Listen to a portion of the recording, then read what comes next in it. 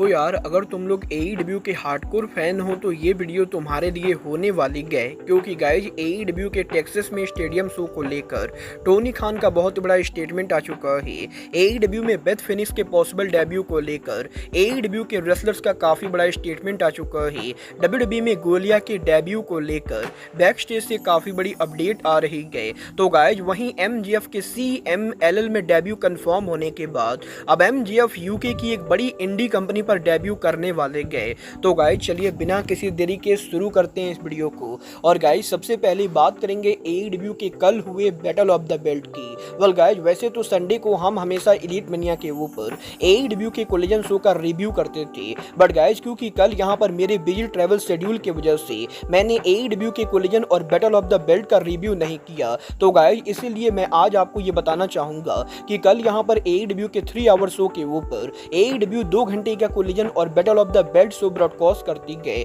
जहां पर कल एईडब्ल्यू के battle of the belt show के ऊपर एईडब्ल्यू कंपनी ने एक नया चैंपियन क्राउन किया है। गाइस यहां पर कल एईडब्ल्यू के battle of the belt show के ऊपर एईडब्ल्यू के अंदर हमें यहां पर the kingdom versus Dustin Rhodes और वॉन एरिश के बीच में आरओएच का 6 man tag team championship on the line देखने को मिलता है। और कल यहां पर एईडब्ल्यू के battle of the belt show के ऊपर Dustin Rhodes, Ross Marshall, Von Erich ने द किंगडम को बीट करके आरओएच का brand new 6 man tag team championship जीत लिया है। और गाइस फाइनली एईडब्ल्यू के अंदर डस्टिन रोड्स के 5 सालों तक काम करने के बाद Dustin Rhodes AEW AKA ROH के ऊपर उनके पहले टाइटल को जीत चुके गए, जहां पर एईडब्ल्यू के बैटल ऑफ द बेल्ट के ओवर होने के बाद हमें यहां पर लेजेंडरी एरिक वॉन एरिच भी रिंग में आते हुए दिखाई देते गए। और गाइस हमें यहां पर शो के एंडिंग के ऊपर डस्टिन रोड्स और वॉन एरिच फैमिली सेलिब्रेट करते हुए दिखाई देती गए। वेल देखना बहुत ही दिलचस्प होने वाला है कि अब यहां पर जब एक बार फिर से एईडब्ल्यू और आरओएच का ट्रियोस टाइटल अलग हो चुका है तो एईडब्ल्यू इन दोनों टाइटल्स को कैसे बुक करती गए। बट गाइस जहां तक बात रही बुक करने की, तो गाइस यहीं अब एईडब्ल्यू के शो के बुक करने को लेकर स्कॉट स्टाइनर का काफी बड़ा बयान आ रहा है। गाइस यहां पर इस हफ्ते TNA और डब्ल्यूडब्ल्यूई के लेजेंडरी सुपरस्टार स्कॉट स्टाइनर के लेटेस्ट इंटरव्यू के ऊपर जब यहां पर स्कॉट स्टाइनर से डब्ल्यूडब्ल्यूई और एईडब्ल्यू को लेकर बात की गई, तो गाइस स्कॉट स्टाइनर का ये कहना है कि डब्ल्यूडब्ल्यूई का शो करंटली काफी ज्यादा हॉट चल रहा है और जिस तरीके से उनके नेफ्यू ब्रॉन बेकर शो पर काम कर रहे गए, स्टाइनर यहां पर उस चीज को देखकर काफी इंप्रेस है। बट वहीं सेम टाइम के ऊपर जब यहां पर स्कॉट स्टाइनर से एईडब्ल्यू को लेकर बात की गई, तो गाइस यहां पर स्कॉट स्टाइनर का ये कहना है कि वो यहां पर डेफिनेटली इस चीज को देखकर काफी हैप्पी गए कि डब्ल्यूडब्ल्यूई के बाहर भी अब एक ऐसी कंपनी गए जहां पर रेसलर्स यहां पर डब्ल्यूडब्ल्यूई के लेवल की सैलरी लेकर काम कर सकते गए। और रेसलिंग बिजनेस के अंदर हमेशा कंपटीशन का आधा ओवरऑल रेसलिंग बिजनेस के लिए बेटर होता है। बट जहां तक बात रही एईडब्ल्यू के प्रोडक्ट की, तो गाइस स्कॉट स्टाइनर ये बिलीव करते गए कि एईडब्ल्यू का प्रोडक्ट करंटली जिस तरीके से चल रहा है वो यहां पर ज्यादा लंबा नहीं चलेगा, क्योंकि गाइस स्कॉट स्टाइनर का ये कहना है कि एईडब्ल्यू कंपनी सिर्फ यहां पर बढ़िया मैचेस प्रोड्यूस करती गए और एईडब्ल्यू के अंदर कोई भी स्टोरी लाइन नहीं गए। और एईडब्ल्यू कंपनी जब तक कंपनी के अंदर स्टोरी लाइन नहीं लाएगी तब तक एईडब्ल्यू का कुछ भी होने वाला नहीं गए। और गाइस यहां पर स्कॉट स्टाइनर ने डायरेक्टली ये बोला है कि एईडब्ल्यू के अंदर कोई भी किसी तरह की स्टोरी लाइन नहीं गए। वेल डेफिनेटली यहां पर स्कॉट स्टाइनर की ये बात बिल्कुल सही गए कि डब्ल्यूडब्ल्यूई इस समय रेड हॉट चल रही गए। बट गाइस स्कॉट स्टाइनर की ये बात बिल्कुल ही गलत है कि एईडब्ल्यू के अंदर कोई भी स्टोरी लाइन नहीं गए। और मैं 100% ये गारंटी से बोल सकता हूं कि स्कॉट स्टाइनर एईडब्ल्यू को फॉलो नहीं करते गए, इसीलिए वो इस तरह के बोल्ड स्टेटमेंट दे रहे गए। वेल आप लोग स्टाइनर की बात से एग्री करते हो या नहीं, आप लोग मुझे कमेंट करके बताएंगे। बट गाइस चलिए फिलहाल आगे बढ़ते और बात करते हैं डब्ल्यूडब्ल्यूई में गोलिया की डेब्यू सिचुएशन की। वेल गाइस ये बात तो हम सभी लोगों को मालूम है, डब्ल्यूडब्ल्यूई ने लंबे टाइम से जापानीज सुपरस्टार जूलिया को साइन करके रखा हुआ है। और गाइस अब यहां पर फाइनली डब्ल्यूडब्ल्यूई के अंदर जूलिया उनका डेब्यू कब करेंगी, इसको लेकर जापान की तरफ से बहुत ही बड़ी अपडेट आ चुकी है। गाइस यहां पर टोक्यो स्पोर्ट के साथ मारी गोल्ड के प्रमोटर रोजी अगावा के लेटेस्ट इंटरव्यू के ऊपर रोजी अगावा ने यह कंफर्म किया है कि जूलिया जल्द ही मारी गोल्ड को लीव करने वाली गए। और गाइस अगस्त महीने के एंडिंग के ऊपर जूलिया यहां पर अमेरिका मूव करने वाली गए। और क्योंकि वो यहां पर डब्ल्यूडब्ल्यूई के कॉन्ट्रैक्ट के अंदर है तो उन्हें यहां पर डब्ल्यूडब्ल्यूई के शो पर काम करने के लिए परमानेंटली अमेरिका के अंदर मूव करना पड़ेगा। और गाइस पॉसिबली इस हफ्ते मारी गोल्ड के लेटेस्ट कुरिंकुरे अरीना शो के ऊपर जूलिया यहां पर मारी गोल्ड के अंदर आखिरी बार रेसल करेंगी। और गाइस इस थर्सडे के ऊपर जूलिया के मारी गोल्ड पर कंपीट करने के बाद वो यहां पर पॉसिबली अमेरिका के लिए लीव करने वाली गए। वेल देखना बहुत ही दिलचस्प होने वाला है कि जूलिया एग्जैक्टली नेक्स्ट मंथ अगस्त महीने के अंदर डब्ल्यूडब्ल्यूई के किस शो के ऊपर डेब्यू करती गए। बट गाइस जहां तक बात रही डेब्यू करने की, तो गाइस ये बात तो हम सभी लोगों को मालूम है, rated R superstar Adam Copeland के एईडब्ल्यू को ज्वाइन करने के बाद अब एडम कोपलैंड की वाइफ बेथ फिनिक्स का डब्ल्यूडब्ल्यूई कॉन्ट्रैक्ट ओवर हो चुका है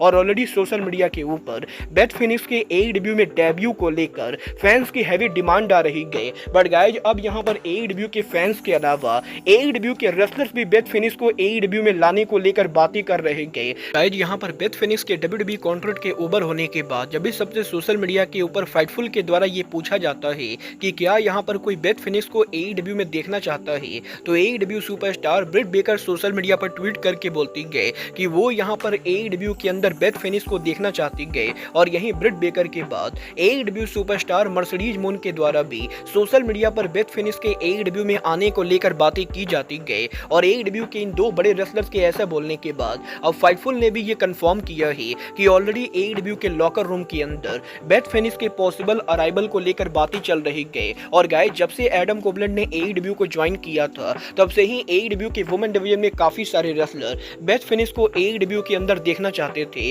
और इस चीज के 99% चांसेस है कि इवेंचुअली यहां पर बेथ फिनिक्स एईडब्ल्यू कंपनी को ज्वाइन करेंगी। well अब ये तो आने वाला टाइम बताएगा कि बेथ फिनिक्स एईडब्ल्यू कंपनी को कब ज्वाइन करती गए। बट गाइस चलिए फिलहाल आगे बढ़ते हैं और बात करते हैं एईडब्ल्यू के brand new American champion Maxwell Jacob Friedman MJF की। well गाइस ये बात तो मैं आपको ऑलरेडी बता चुका हूँ। एमजेएफ के एईडब्ल्यू में अमेरिकन चैंपियन बनने के बाद एमजेएफ का पहला टाइटल डिफेंस एईडब्ल्यू में ना होकर बल्कि एईडब्ल्यू के पार्टनर इन प्रमोशन सीएमएलएल रेसलिंग पर होने वाला है, जहां पर 2 अगस्त को अरीना मैक्सिको के अंदर एमजेएफ सीएमएलएल पर उनका डेब्यू करेंगे और वो उनके डेब्यू के ऊपर सीएमएलएल के अंदर उनका टाइटल टेम्पलरो के खिलाफ डिफेंड करने वाले गए। बट अब आप लोग ये सुनकर शॉक होने वाले हो कि 2 अगस्त को एमजेएफ के टाइटल को डिफेंड करने के मात्र 10 दिनों के बाद एमजेएफ एक बार फिर से उनके टाइटल को डिफेंड करेंगे और उनका दूसरा टाइटल डिफेंस भी एईडब्ल्यू में ना होकर बल्कि एईडब्ल्यू की another partner wrestling company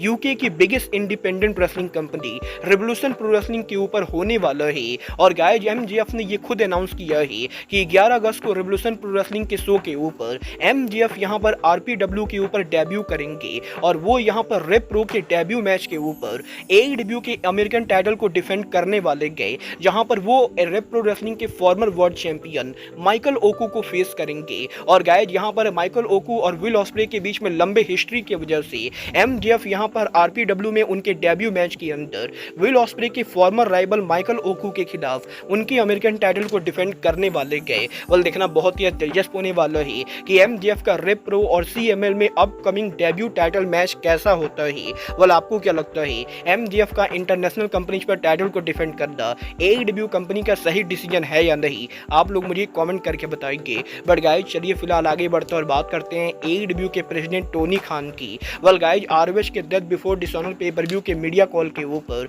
Tony Khan से एक बार फिर एईडब्ल्यू के अमेरिका में स्टेडियम शो को लेकर बात की गई। और गाइस कुछ दिनों पहले इस चीज के रूमर आने के बाद कि एईडब्ल्यू कंपनी पॉसिबली एटी&टी स्टेडियम में उनका स्टेडियम शो करने वाली गए, जब टोनी खान से फाइनली ये पूछा गया कि क्या यहाँ पर एईडब्ल्यू यूएसए के अंदर स्टेडियम शो कर सकती गए, तो गाइस टोनी खान ने एक बार फिर से ये क्लैरिफाई किया कि एईडब्ल्यू कंपनी करंटली अमेरिका के अंदर कोई भी यूएस शो प्लान नहीं कर रही गए। बट गाइस यहाँ पर इसका मतलब ये बिल्कुल भी नहीं गए कि एईडब्ल्यू कंपनी स्टेडियम शो नहीं करेगी, क्योंकि गाइस टोनी खान का ये कहना है कि एईडब्ल्यू कंपनी ने काफी बार अनप्रेडिक्टेबल चीजें की गए और जब 2019 में एईडब्ल्यू कंपनी खुली थी तो किसी ने भी नहीं सोचा था कि मात्र 24 घंटों के अंदर एईडब्ल्यू का पहला पेपर व्यू डबल और नथिंग सोल्ड आउट होगा। बट एईडब्ल्यू कंपनी ने मात्र 24 घंटों के अंदर डबल और नथिंग पेपर व्यू को सोल्ड आउट किया। और इसी तरह लास्ट ईयर जब ऑल इन को वेम्बले में अनाउंस किया गया तो किसी को भी नहीं लगा था कि एईडब्ल्यू वेम्बले स्टेडियम के अंदर 81,000 टिकट सोल्ड आउट कर पाएगी।